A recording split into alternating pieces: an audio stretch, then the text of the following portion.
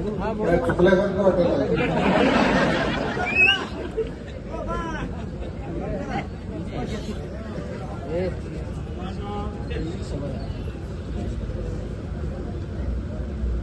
आज या ठिकाणी आपल्या घेरडी जिल्हा परिषद गणाच्या निवडणुकीच्या निमित्तानं सांगोला तालुका विकास आघाडीच्या उमेदवाराच्या प्रचाराची ही जाहीर सभा या ठिकाणी आयोजित केलेली आहे. सांगोला तालुका विकास आघाडीने या मतदारसंघामधून जिल्हा परिषदेसाठी संगीताताई मोठे, गिरणी पंचायत करण्यासाठी अशोक बापू चोरमुले आणि या ठिकाणी सोनंदगणासाठी काजल मुकेश काशी अशा या दोन भगिनी आणि एक बापू अशा तिघांना उमेदवारी दिलेली आहे. आणि या तिन्ही उमेदवाराला विजयी करा हे सांगण्यासाठी या ठिकाणी उपस्थित असलेले तालुक्याचे आमदार सन्माननीय डॉक्टर बाबासाहेब देशमुख, व्यासपीठावर उपस्थित असलेले दोन्ही उमेदवार, या ठिकाणी उपस्थित असलेले डेप्युटी सरपंच फारुखभाई, आमचे जुने सहकारी सुंदराप्पा, जावेद अतार, धुळा कतार, विजय लांडगे, अंबादास जगदने, समाधान गेसगे, आमचे अनेक वर्षाचे सहकारी मार्केट कमिटीचे संचालक कुलकर्णी सर, व्यासपीठावर उपस्थित असलेले राष्ट्रपती नेते आबा मोठे, आरपीआयचे आमचे ज्यांनी आता या ठिकाणी पाठिंबा दिला आणि भाषण केलं ते आमचे सहकारी उपाध्यक्ष राज्याचे, व्यासपीठावर सर्व नेते मंडळी उपस्थित असलेली वडीलधारी मंडळी, मोठ्या संख्येनं उपस्थित असलेल्या आमच्या महिला भगिनी, पत्रकार मित्र आणि तरुण मंडळींना आज या ठिकाणी उद्याच्या 7 तारखेला आपल्या सगळ्या मंडळींना मतदान करायचं. मतदान करतेवेळी नारळ आणि छत्री या चिन्हावरचं बटन दाबून आपण दोन्ही उमेदवारांना विजयी करावं ही विनंती करण्यासाठी या ठिकाणी उभा आहे. गेली सातत्यानं 25 वर्षांच्या काळामध्ये या तालुक्याचे लोकप्रिय भीष्म पितामह माननीय गणपतराव देशमुख साहेबांच्या बरोबर माझी आघाडी होती. त्याच्या अगोदर त्यांचं 25 वर्षाचं राजकारण नव्हतं. त्याच्या अगोदर माझे वडील आमदार म्हणून या मतदारसंघामधून प्रतिनिधित्व केलं. त्याच्या अगोदर राऊत मामा आमदार म्हणून ज्यांनी प्रतिनिधित्व केलं.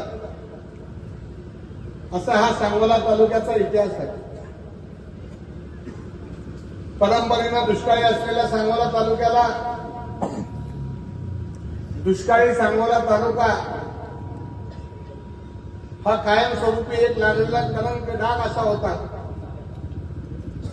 ज्या ज्या वेळेला मंत्रालयामध्ये तालुक्याच्या विकासाच्या अडचणी घेऊन मी आणि आमदार साहेब जात होतो,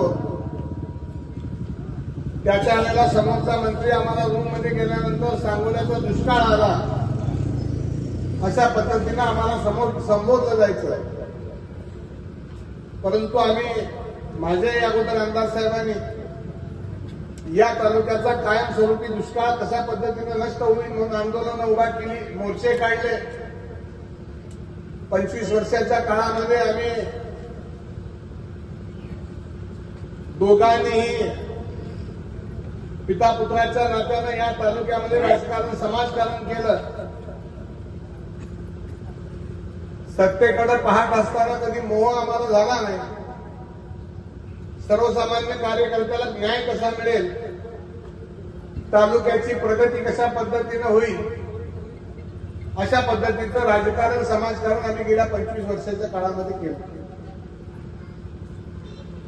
जिल्हा परिषदेची निवडणूक लागली, कार्यकर्त्याला संधी द्यायची, एक बैठक घेऊन दोघांचे उमेदवार जाहीर करायचे, आघाडीचं चिन्ह ठरायचं, आम्ही प्रचाराला लागायचो.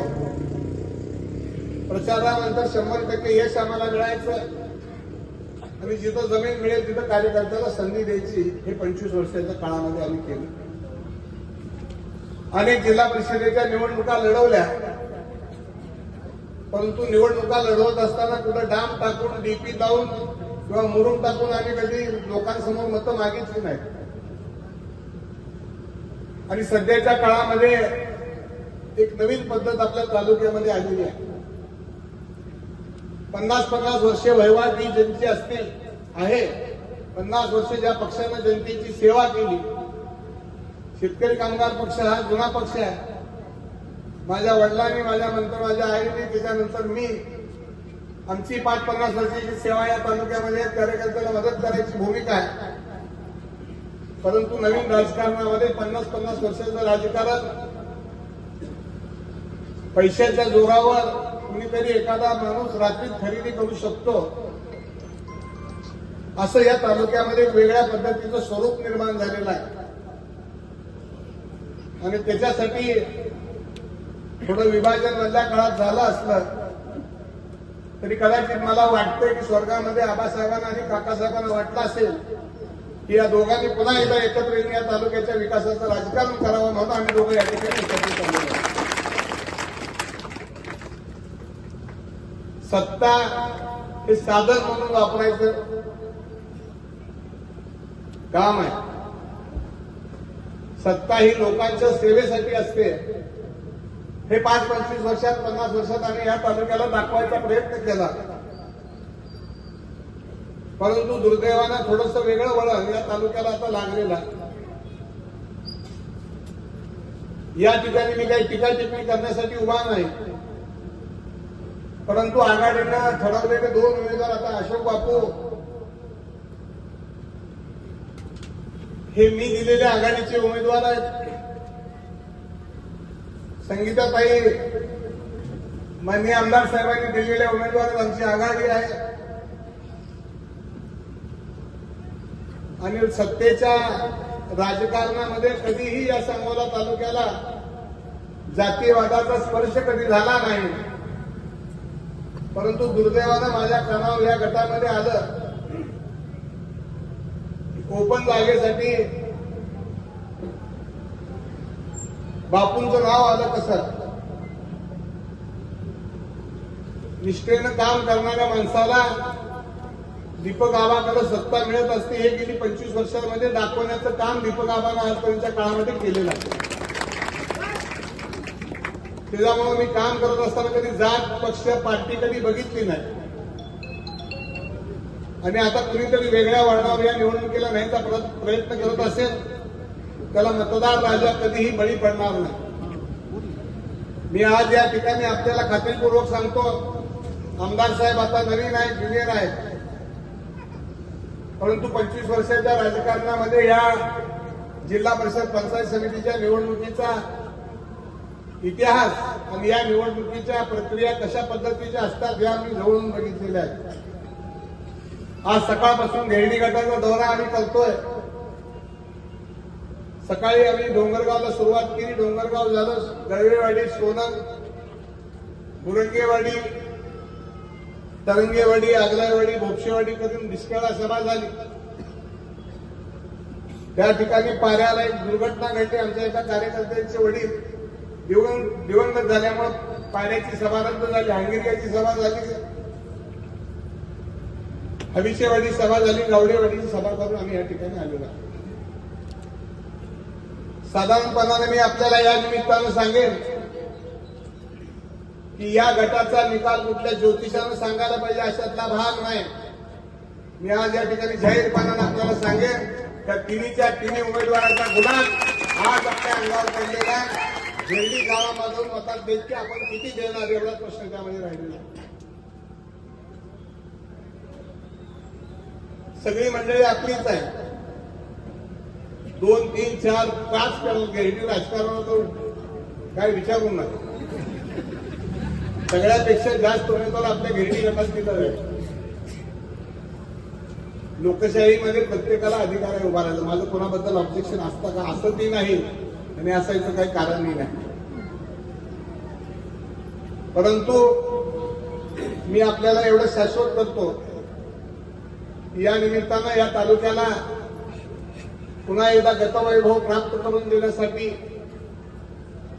आपण या दोन्ही उमेदवाराला उद्याच्या 7 तारखेला प्रचंड मतानं विजयी करा ही विनंती करतो. आणि मला निश्चितपणानं खात्री आहे की आपण सगळी मंडळी या विकास आघाडीच्या नारळाच्या चिन्हाचं आणि अशोक बापूला नेमकी छत्री काय मिळाली ही आपण अशोक बापूला प्रश्न पडलेला आहे. पण बापू आपण 40 वर्ष ऊन असू द्या पाऊस असू द्या निष्ठेनं माझ्याबरोबर काम केलेलं आहे म्हणून त्या निष्ठेसाठी तुम्हाला छत्री दिलेली आहे. किती उन्हाळे आले पावसाळ्यात बापू आहे असा खंबीर आहे. माझ्या राजकारणामध्ये बाबासाहेबांचा पक्ष शेतकरी कामगार पक्ष आहे, त्यामध्ये स्पर्धा लागते तिकिटांची. माझ्याकडे स्पर्धा आहेच असतेच, परंतु अशोक बापूला मी फोन करून सांगितलं, बापू तुम्ही इच्छुकाच्या यादीमध्ये अर्ज भरा. आणि बापूला ही संधी 40 वर्ष त्यानं निष्ठेनं काम केलं, त्याच्याकडे किती पैसे आहेत आणि किती त्याच्याकडे प्रॉपर्टी आहे हे कधी आम्ही बघितलं नाही. मतदार हीच आमची प्रॉपर्टी आहे, ही 25 वर्षाच्या काळामध्ये आम्ही मिळवलेली प्रॉपर्टी आहे. राहायला प्रश्न 25-30 वर्षाच्या काळामध्ये पाण्याचा प्रश्न. या ठिकाणी विनायक सरांनी सांगितलं, मी फार वेळ घेणार नाही, आमदार साहेब बोलणार आहेत, आम्हाला पुढे कार्यक्रमाला जायचंय. 25 वर्षाच्या 30 वर्षाच्या राजकीय स्पर्धामध्ये संघर्षामध्ये म्हैसाळचं पाणी आणि म्हैसाळची योजना आपल्या या भागामध्ये नव्हती. त्याचा पहिल्यांदा आपण आपल्या तालुक्याचा समावेश पहिल्यांदा केला. थोडंसं क्षेत्र आपलं कमी होतं, पुढे मंगळवेढ्याचं क्षेत्र होतं. या तालुक्याला पाणी आणण्यासाठी वेळ लागत होता. मी आमदार साहेबांनी आम्ही ठरवलं की एखादी तारीख आपण ठरवूया की जेणेकरून आपल्या तालुक्यामध्ये हे पाणी पोहोचलं पाहिजे. आणि मुंबईला गेल्यानंतर सहज आमदार साहेबांनी सांगितलं, माझ्या माहितीप्रमाणे त्यावेळेला एकनाथ शशिकांत शिंदे कुलकर्णी सर त्यावेळेला पाटबंधारे मंत्री असावे. आणि आमदार साहेबांनी सांगितलं, दीपकराव 1 महिन्याचा अवधी आहे, 7 जानेवारीला तुमचा वाढदिवस असतो, आपण येणारा वाढदिवस सांगोला तालुक्यामध्ये म्हैसाळचं पाणी पोचवून करूया. हा आशीर्वाद त्यावेळेला मला आमदार साहेबांनी दिला आणि आम्ही ठरवलं 11 वाजता पाणी इथं पोचणार होतं पाण्याच्या तलावामध्ये. परंतु अनेक शेतकऱ्यांची रानं होती, रानात त्यावेळेला ज्वारी होती. आम्ही सगळ्यांनी मिळून डॉक्टर साहेब 5-6 फुटी ज्वारी 5-6 फुटी गहू गोळा केला. आणि ज्यांच्या रानातून कॅनल जात होता त्यांची म्हणणं होतं की ही उभी पिकाई झाल्यावर तुम्ही द्या, परंतु आम्हाला पाणी 7 तारखेलाच पाण्याच्या तलावात सोडायचं होतं. आम्ही लोकांच्याकडून रानामाळात जाऊन ही ज्वारी गहू गोळा केले, ज्यांचं नुकसान होत होतं त्यांना ती दिलं. आणि 7 तारखेला इथं 11 वाजता त्यांच्या कुलकर्णी काकांच्या घरी आमदार साहेब येऊन बसले. मी त्यावेळेला विधान परिषदेचा आमदार होतो, विरोधी पक्षनेते मुंडे साहेब होते आणि माझ्याबरोबर राज्यातल्या वेगवेगळ्या जिल्ह्यातले 8 आमदार आम्ही मिळून 11 वाजता इथे येऊन पाण्याच्या तलावावर बसलो. 5 वाजता पाण्याच्या तलावामध्ये पाणी सोडलं. मग त्याचं आम्ही सगळ्यांच्या हस्ते भूमिपूजन केलं आणि तेव्हा पाणी या तालुक्याला सुरुवात झाली. अशा पद्धतीनं काम आम्ही या तालुक्यासाठी केलेलं आहे, त्याग केलेला आहे, आम्ही यासाठी संघर्ष केलेला आहे. आणि म्हणून मी आपल्या सगळ्यांना सांगेन की मताचा अधिकार सगळ्यापेक्षा जास्त आम्ही आपल्यापुढे मागू शकतो. मी लोकशाहीमध्ये मत मागायचा अधिकार सगळ्यांना नाही, आम्ही त्याच्याबद्दल आमचं काही म्हणणं नाही. परंतु मी एवढंच सांगेन की उद्याच्या 8 तारखेला आजपर्यंत केलेल्या श्रमाचं निष्ठेचं फळ आपण द्यावं. आमदार साहेबांच्या हयातीनंतरची ही डॉक्टर साहेबांची आणि माझी पहिलीच निवडणूक आहे आणि आम्ही ठरवलेलं आहे. आता मगाशी सांगितलं मी तालुक्यातला निकाल काय तुमच्या ज्योतिषानं सांगायची आता आवश्यकता नाही, जनतेनं सगळं ठरवलेलं आहे. त्यामध्ये फक्त घेरडीकरांनी आपला वाटा त्यामध्ये सिंहाचा असावा अशा प्रकारची विनंती करतो या ठिकाणी. आणि पुन्हा एकदा नारळाच्या आणि छत्रीच्या चिन्हाचं बटन दाबून त्या दोन्ही उमेदवारांना विजयी करा ही विनंती करतो.